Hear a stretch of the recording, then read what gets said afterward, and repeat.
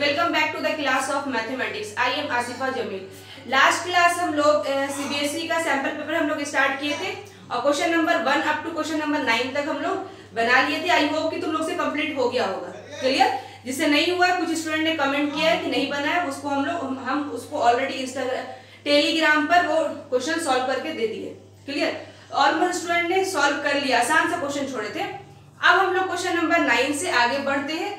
हाँ sorry, online live class हम नहीं आ पा रहे हैं। लाइव क्लास में कुछ टेक्निकल इशू आ जा रहा है जिसके कारण टाइम बहुत ज्यादा ले रहा है, और टाइम ले रहा है तो टाइम हम लोग को सेव करना है। इसीलिए हम क्या कर रहे हैं, वीडियो 30 या 33 मिनट्स का वीडियो अपलोड कर करके दे देंगे।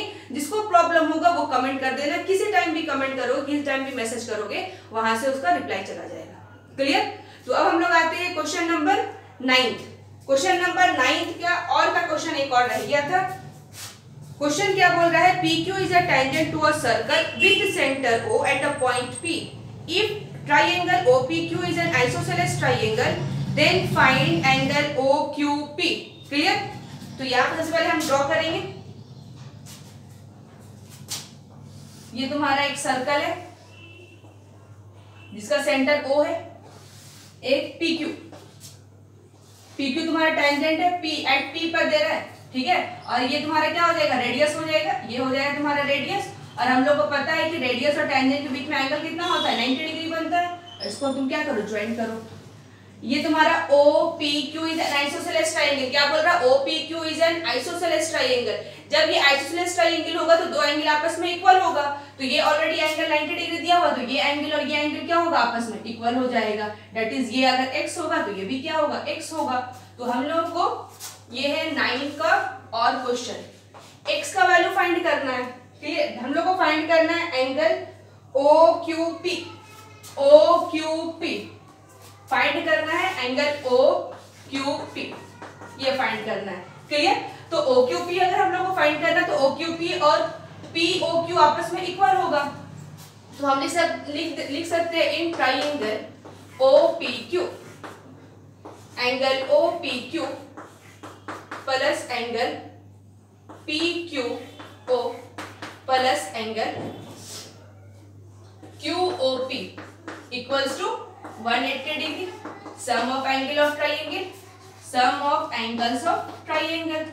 और ये एंगल तुम्हारा कितना है, OPQ कितना है, 90 डिग्री। एंगल PQO बोलो तो PQO हम लोग को आई थिंक फाइंड करने बोल रहा है, तो एंगल PQO को PQA लिख करके हम लोग छोड़ देंगे। और QOP भी क्या है, दोनों आपस में इक्वल है ना, तो एंगल QOP की जगह पर हम PQO लिख सकते हैं, is equal to 180 degree. Bracket में लिख देना angle QOP equals to angle POPQO। दोनों एंगल इक्वल है ना, ये एंगल और ये एंगल आपस में इक्वल है, तो दोनों एंगल आपस में इक्वल है क्योंकि ट्रायंगल क्या है, आइसोसेलेस ट्रायंगल है। तो दोनों एंगल तुम्हारा क्या हो गया, आपस में इक्वल हो गया। जब ये दोनों एंगल अगर तुम्हारा आपस में इक्वल हो जाता है तो हम यहाँ पर QOP की जगह पर रिप्लेस कर सकते हैं PQO। क्लियर? ये PQO 2PQ, 2 angle PQO equals to 180 minus 90 degree. तो 2 angle PQO equals to 90 degree, that is 45 degree. Angle PQO equals to 45 degree. ये है हम लोग का आंसर। PQO बोलो चाहे OQP बोलो, एंगल है हमेशा मिडिल एंगल होता है। क्लियर? ये बात समझ में आ गई। क्वेश्चन नंबर तुम्हारा क्वेश्चन नंबर 9 था। 9th का क्वेश्चन नंबर और करके था ये। क्वेश्चन नंबर 9 के बाद हम लोग जाते हैं क्वेश्चन नंबर हम लोग 10 में। देखो 10 में क्या बोल रहा है।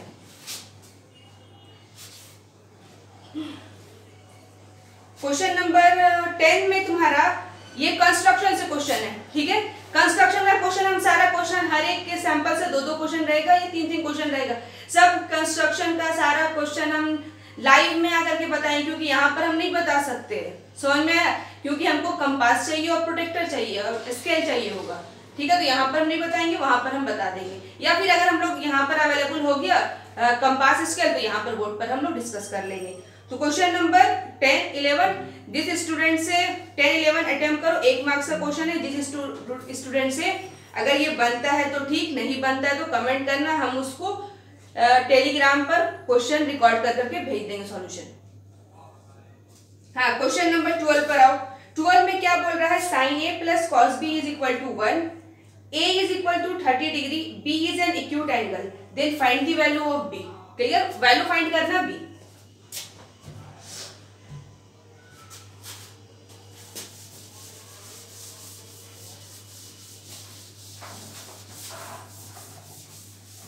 क्वेश्चन नंबर है ये 12 में है sine A plus cos B, sine A plus cos B equals to 1 and A is equal to 30 degree, B find करना है और ये आना चाहिए एक्यूट एंगल। एक्यूट एंगल कहने का मतलब है 90 से तुम्हारा कम आना चाहिए। तो यहां से ध्यान से देखो, ए का वैल्यू तुम्हारा क्या दिया हुआ है, 30 डिग्री दिया हुआ ना, तो हम पुट कर सकते हैं sine 30 degree plus cos B equals to 1। तो साइन 30 क्या होता है, वैल्यू तो पता होगा ना सबको, नहीं पता वो देखो 0 1/2 1/√2 √3/2 1 0 30 0 30 45 60 90। तो 0 30 30 का वैल्यू क्या है तुम्हारा 1/2 plus cos B equals to 1। तो cos B is equal to 1 minus half, cos B is equal to half. तो कॉस के कितने वैल्यू पर हाफ होता है, तो कॉस का क्या पढ़ते हैं, ऊपर से नीचे आते हैं साइन, नीचे से ऊपर जाएंगे तो क्या होगा, कॉस 0 30 30 45 60, ये है 60, कितने पे आएगा, कॉस 60 का वैल्यू क्या होता है, कॉस 60 का वैल्यू क्या होता है, हाफ होता है ना। तो हाफ की जगह पर हम लिख सकते हैं cos 60, हाफ की जगह पर हम रिप्लेस कर देंगे हाफ को cos 60 से। अब ये cos और ये cos कैंसिल आउट हो जाएगा, that is b is equal to 60 degree. यहां से एक काम करना है कि cos को जो है कट नहीं करना, एक चीज करना, वो क्यों हम कट नहीं करने बोलते हैं, क्योंकि जब आगे जैसे ही तुम 11th में जाओगे, इंटर करोगे, जैसे ही ट्रिगो का पहला चैप्टर पढ़ोगे, वहां पर समझ आ जाता है कि हम लोग कट क्यों नहीं कर सकते किसी वैल्यू को।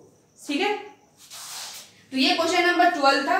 क्वेश्चन नंबर 13 देखो, 13 में क्या बोल रहा है, if x is equal to 2 sine square theta and y is equal to 2 cos square theta plus 1, then find x plus y। क्या, find x plus y।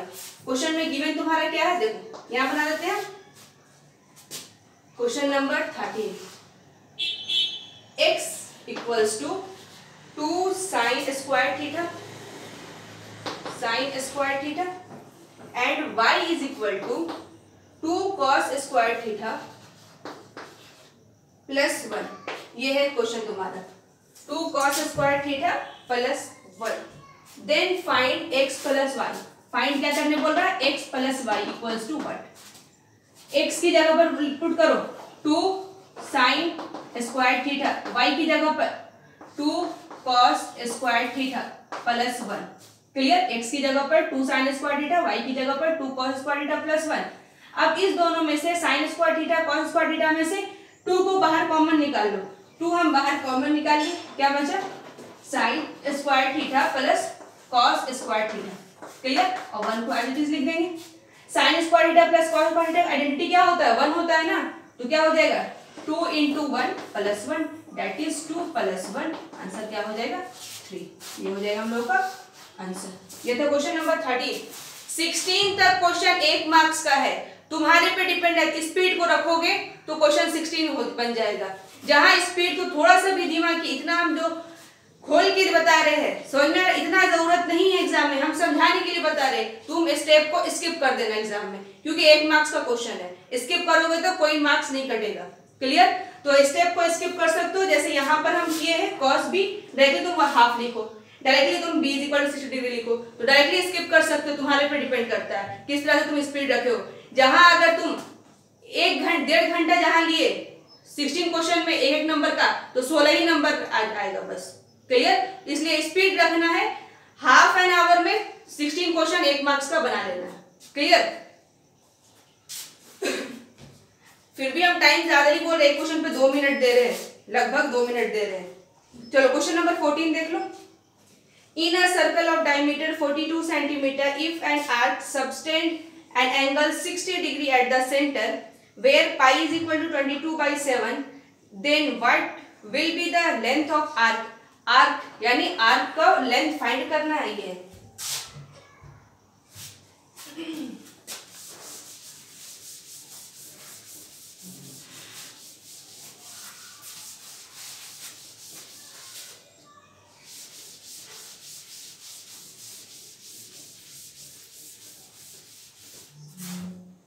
Question number है ये 14।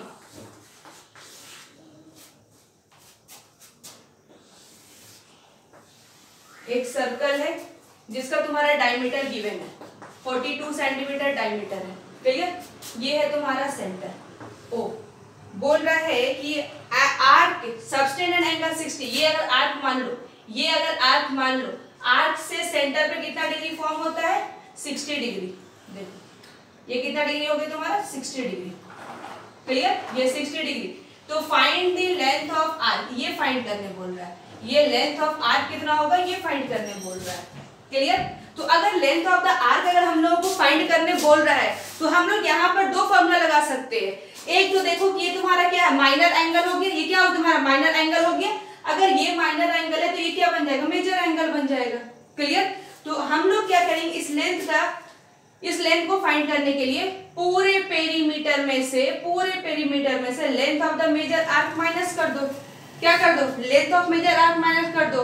या फिर तुम क्या करो, लेंथ ऑफ माइनर आर्क का formula क्या होता है? बोलो 2 पाई r थीटा बाई 360। क्या होगा? 2 पाई r थीटा बाई 360। लोग क्या करते हैं, पहले ये वाले एंगल निकालते हैं। ये अगर 60 है, ये क्या होगा? 300 हो जाएगा। पहले ये निकालेंगे, इसका लेंथ निकालेंगे और पूरे सर्किल के पेरीमीटर में से ये वाले लेंथ को माइनस करेंगे तो ये फाइंड आउट हो जाएगा। क्वेश्चन 1 मार्क्स का हम उतना लेंथी क्यों जाएंगे, clear.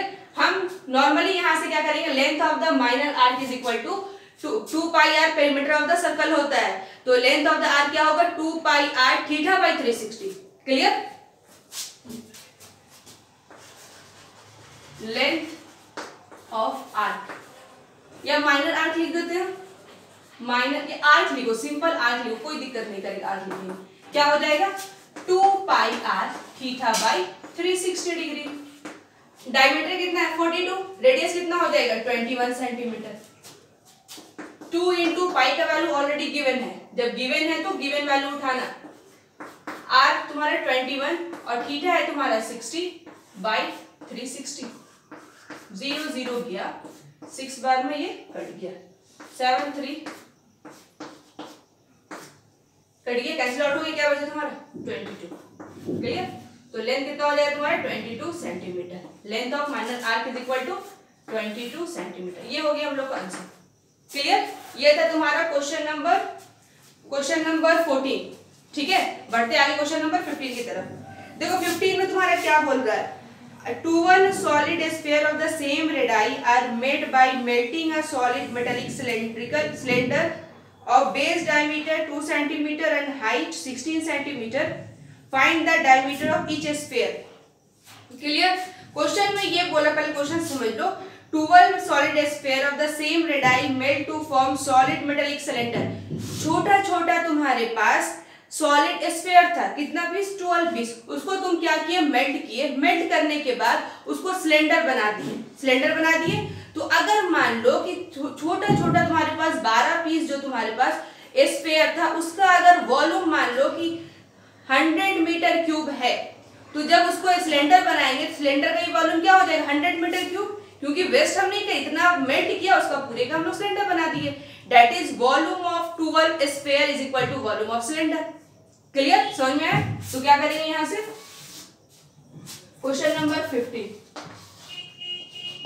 Volume of 12 sphere equals to volume of cylinder. Clear. 12 sphere, 12 into volume of sphere क्या होता है? बोलो 4/3 pi r cube, 4/3 pi r cube. और वॉल्यूम ऑफ सिलेंडर क्या होता है? Pi r square h। r को हम चेंज किए, ठीक है ना। पाई पाई काट दो यहां से, पाई पाई कैंसल आउट, 4 बार में तुम्हारा चेंज हो गया। अब देखो क्या क्या दिया हुआ है।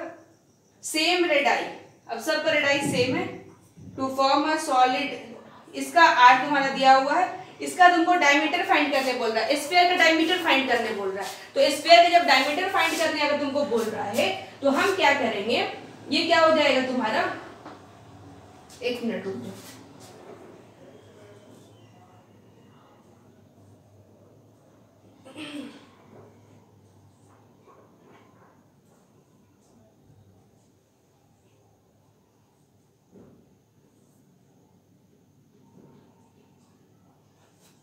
अच्छा रुक जाओ एक मिनट, यहां से हम लोग क्या करेंगे, ये तुम्हारा रेडियस तुम्हारा ऑलरेडी गिवन था,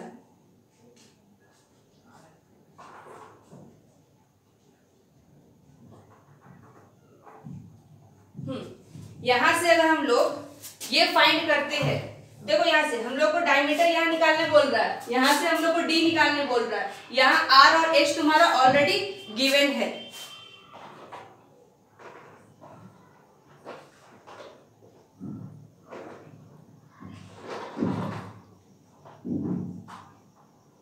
रुक जाओ एक मिनट, थोड़ा सा रुक जाओ, एक सेकंड खड़ी रुको। देखो यहाँ पर तुम्हारा आर तुम्हारा गिवन है, आर तुम्हारा डायमीटर इसका गिवन है, किसका डायमीटर गिवन है, सिलेंडर का डायमीटर है तुम्हारा 2 सेंटीमीटर, तो रेडियस कितना हो जाएगा 1 सेंटीमीटर हो जाएगा। हाइट तुम्हारा 16 centimetre, that is 4 into 4 into R cube. हाँ डायमीटर की जगह पर सॉरी रेडियस की जगह पर 1 इंटू 1 इंटू एच है तुम्हारा 16। क्लियर, यहां से आर क्यूब का वैल्यू तुम्हारा क्या हो जाएगा, R cube is equal to 16 upon 4 into 4, 4 4 the 16, 4 4, R cube is equal to 1, that is R is equal to क्या हो जाएगा 1। आर जब 1 होगा तो आर नहीं फाइंड करने बोल रहा था, हम लोग क्या फाइंड करने बोल रहा था, डायमीटर, तो डायमीटर क्या हो जाएगा 2r, that is 2 into 1 2 centimetre, ये हम लोग का आंसर होगा। क्लियर, ये था क्वेश्चन नंबर हम लोगों का ये था तुम्हारा क्वेश्चन नंबर 14। ठीक है, अब 14 के बाद हम लोग आते हैं क्वेश्चन नंबर 15 पे। देखो 15 में सॉरी ये क्वेश्चन नंबर 15, 14 वो है, ये 15 है। क्वेश्चन नंबर 16 जो है ये प्रोबेबिलिटी का क्वेश्चन है। बोल क्या रहा है, find the probability of getting a doublet in through of a pair of dice.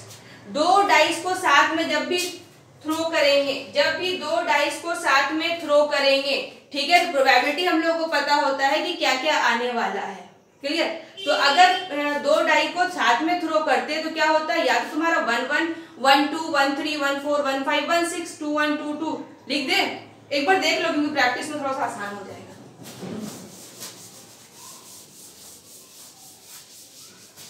दो डाइस को, तीन डाइस को अभी नहीं तुमको थ्रो कराएगा क्योंकि दो ही डाइस इनफ है। 3 कॉइन को थ्रो करवा सकता है एग्जाम में, लेकिन दो डाइस को ही थ्रो कर पाएगा। क्वेश्चन नंबर है ये तुम्हारा 16। तो जब दो डाइस को थ्रो करते प्रोबेबिलिटी क्या क्या हो सकता है, 1 2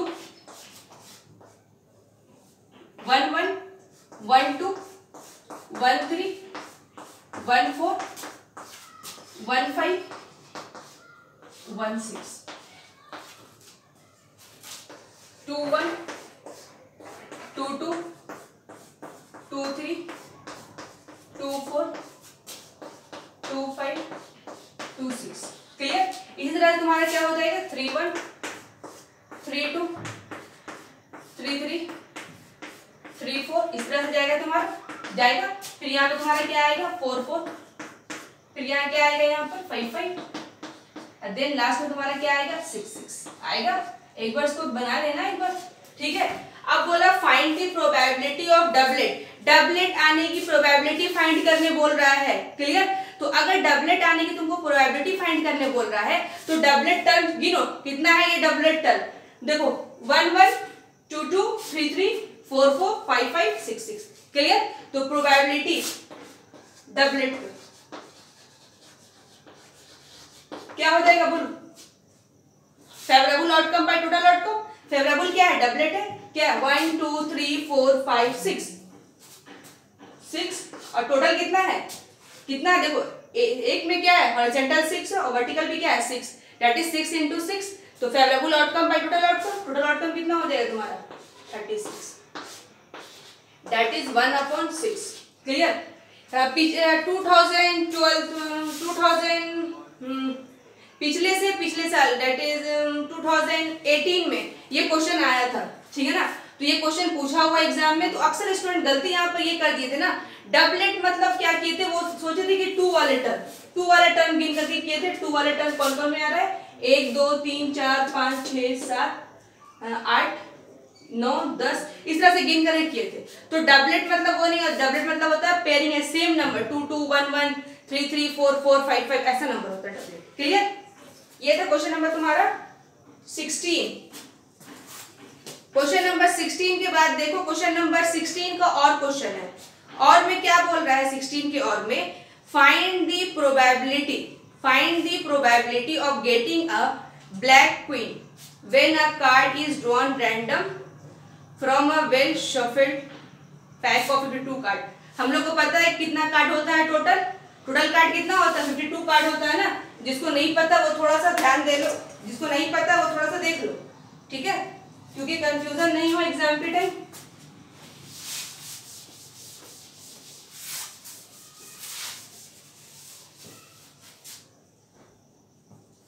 देखो कभी डाइस खेले होगे तो वो याद होगा। तो कितना डाइस टोटल होता है कार्ड 52 कार्ड होता है। कितना होता है टोटल 52 कार्ड, जिसमें हम लोग 2 से डिवाइड करते हैं। 26 ब्लैक होता है एंड 26 रेड कार्ड होता है। क्लियर। अब 26 रेड कार्ड 2 तरीके का होता है। कभी देखना वेल शफल्ड पैक लोग है ना, उसमें खोलोगे सारा कार्ड मिल जाता है, कभी खेले होगे तो वो भी मिल जाता है। अक्सर हम लोग लैपटॉप कंप्यूटर में ये गेम खेलते हैं। तो ये कितना हो जाएगा तुम्हारा 13 13 13 13। ये क्या हो जाएगा, हाँ ये तुम्हारा हो जाएगा डायमंड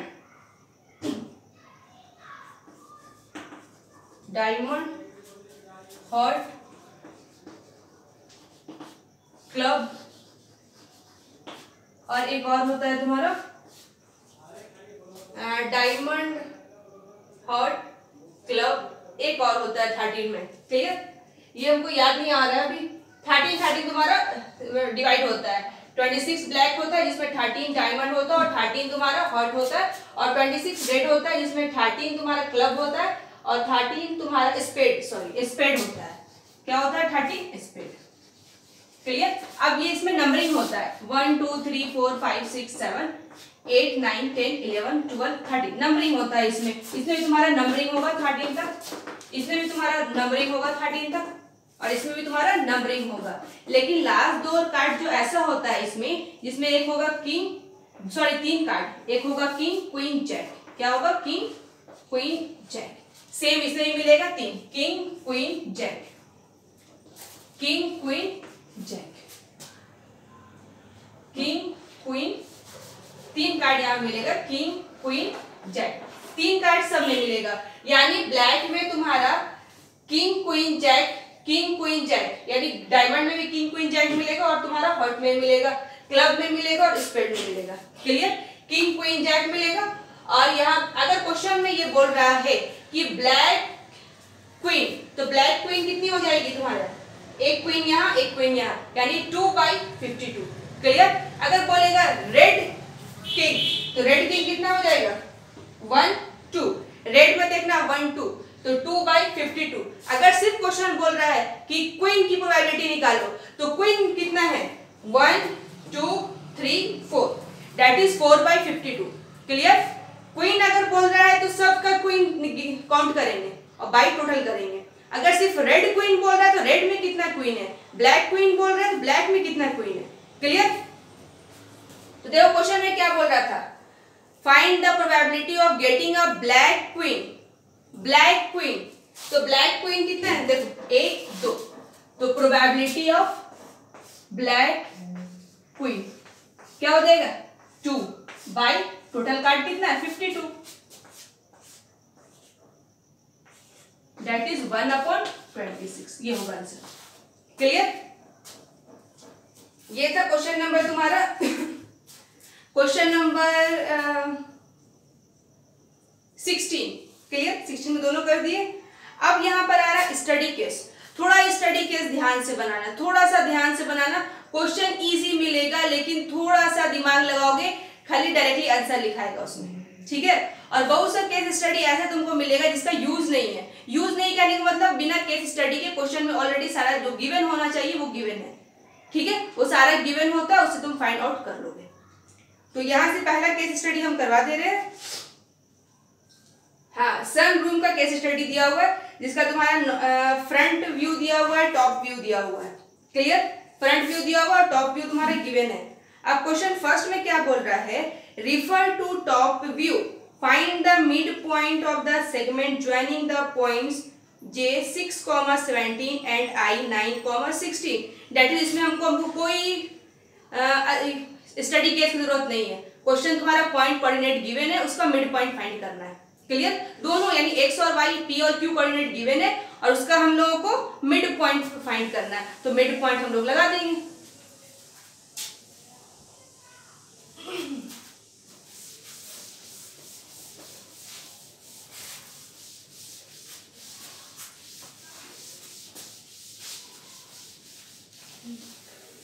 ये है तुम्हारा j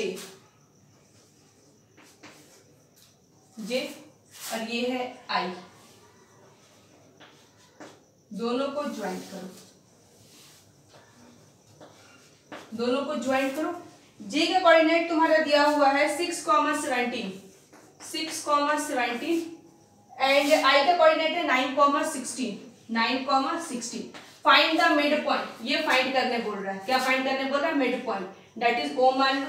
इसका कोऑर्डिनेट क्या मानते हैं? x, y। तो मिड पॉइंट थ्योरम क्या बोलता है? क्वेश्चन नंबर, एक मिनट रुक जाओ, 17 का ये फर्स्ट ए है, 17 का क्वेश्चन ए है। मिड पॉइंट बोला तो मिड पॉइंट थ्योरम क्या होता है? x is equal to x1 plus x2/2 होता है। दैट इज ये x1 y1 x2/2, x1 plus x2/2, तो x क्या हो जाएगा? 6 प्लस 9/2, दैट इज 15/2। और y का कोऑर्डिनेट क्या निकल करके आएगा? 17 प्लस 16/2, 2 और 1 3, ये हो जाएगा। That is mid point O का जो कोऑर्डिनेट है वो तुम्हारा हो जाएगा 15/2, 33/2, 15/2, 33/2। ये होगा हम लोग का आंसर। हाँ, एक ऑप्शन में चेक कर लेते ऑप्शन में है कि नहीं। ये 15/2, 33/2। हाँ, ऑप्शन तुम्हारा थर्ड ऑप्शन में ये गिवन है, थर्ड ऑप्शन में ये दिया हुआ है। अब इसमें तुमको केस स्टडी देखना पड़ेगा, फिगर देखना पड़ेगा। The distance of the point P from y axis is, y axis से टॉप व्यू ऊपर से देखो, ऊपर से देखो, दैट इज ये तुम्हारा फिगर है। फिगर ऑलरेडी सबके पास होगा, तो अगर सबके पास होगा फिगर, क्योंकि ये सैंपल पेपर सबके पास होगा, तो अगर टॉप व्यू, ये जो स्क्वायर शेप बना हुआ है, ये ऐसा कुछ स्क्वायर शेप बना हुआ है, ऐसा तुम्हारा स्क्वायर शेप बना हुआ है, ऐसा ध्यान से देखना, ऐसा फिगर कुछ बन रहा है, ठीक है ना, ऐसा फिगर बन रहा है। तो ये इसका टॉप व्यू है, इसका टॉप व्यू है। टॉप व्यू पर तुम्हारा ये पॉइंट P है, तो P का तुम्हारा निकालने बोल रहा है, find the distance of the point P from y axis. y axis से P पॉइंट का डिस्टेंस क्या होगा, ये हम लोग को फाइंड करने बोल रहा है। क्लियर? तो P एक्सिस y, यहाँ तुम बैठ गए, मान लो कि तुम टॉप पे बैठ गए हो और देख रहे हो कि P पॉइंट जो है y एक्सिस से कितनी दूरी पर है। क्लियर? ये एक, तुम ऊपर अगर बैठे हो, यहाँ पर अगर मान लो हम बैठे हुए हैं, तो हमको देखना है कि ये पॉइंट जो है ये y एक्सिस से कितने डिस्टेंस पर है।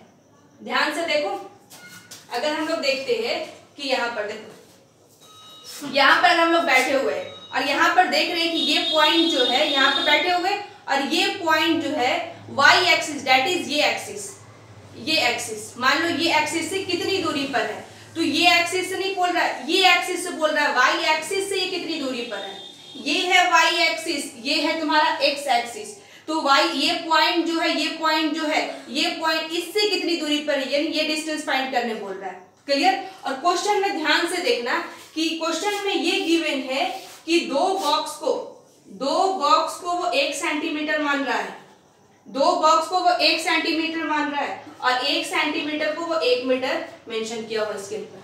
क्लियर।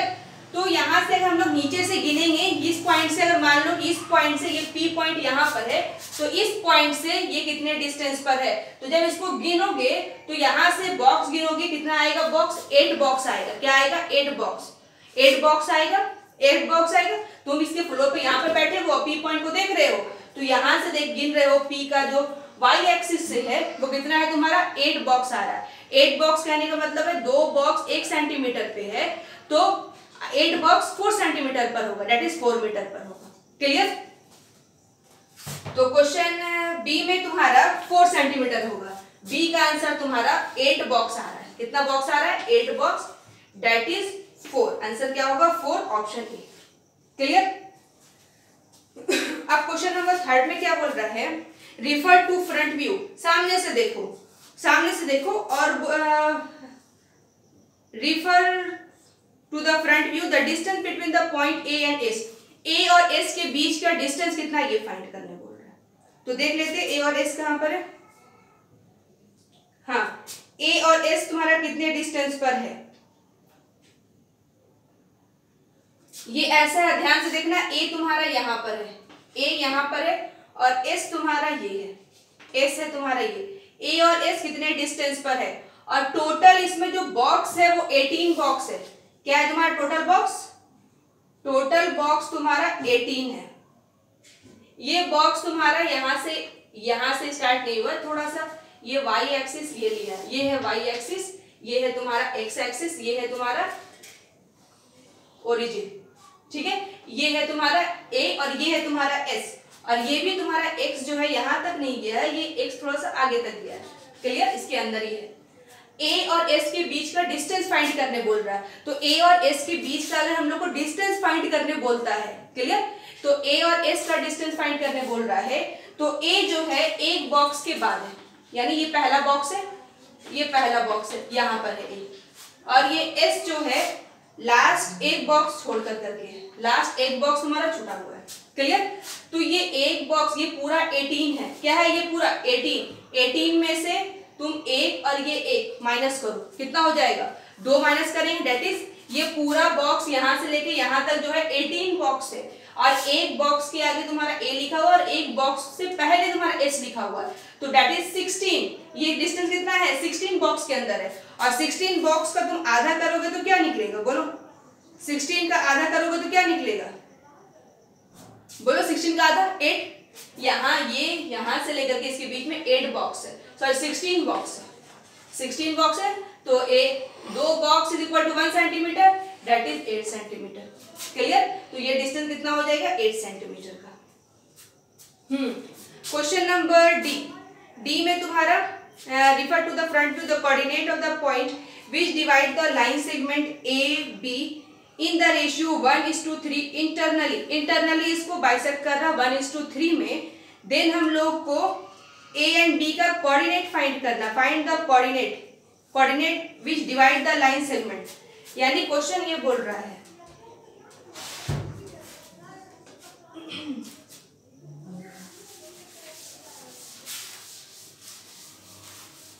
थोड़ा सा देखना पड़ेगा, ये जो केस स्टडी तो स्टार्ट किया है ना, तो क्वेश्चन आसान है, लेकिन थोड़ा सा स्टूडेंट से फ्रंट व्यू साइड व्यू से नहीं समझ आ पाएगा, ठीक है ना, तो थोड़ा सा ध्यान से करोगे तो बन जाएगा। ये तुम्हारा ए बी, ए है, ये है तुम्हारा बी, और ये इंटरनली बाइसेक्ट कर रहा है, किस रेशियो में बाइसेक्ट कर रहा है, 3:1 में बाइसेक्ट कर रहा है, तो जिस पॉइंट पर बाइसेक्ट कर रहा है इसका कोऑर्डिनेट तुमको फाइंड करने बोल रहा है। क्लियर, इसका कोऑर्डिनेट तुमको फाइंड करने बोल रहा है। अब ए और बी तुम्हारा दिया हुआ नहीं है, ए और बी जब तुम्हारा नहीं दिया हुआ है, दैट इज ए और बी जब तुम्हारा गिवन नहीं है तो तुम क्या करोगे, क्वेश्चन से तुम निकालोगे ए और बी का वैल्यू। हाँ, ए का कोऑर्डिनेट तुम्हारा क्या हो जाएगा, बी का कोऑर्डिनेट क्या हो जाएगा। तो ए का कोऑर्डिनेट तुम्हारा कितने डिस्टेंस पर है, 8 पर है। ठीक है, ए का कोऑर्डिनेट निकालो और बी का कोऑर्डिनेट निकालो। फिगर से कोऑर्डिनेट से तुम निकाल लेना, ये ऐसा फिगर दिया हुआ है, यानी ये है ए और ये है तुम्हारा बी। ए और बी का तुम कोऑर्डिनेट निकालो, ए और बी का कोऑर्डिनेट निकालो। तो ए का कोऑर्डिनेट यहां से निकालना और बी का, दैट इज एक्स से कितना दूरी पर है ये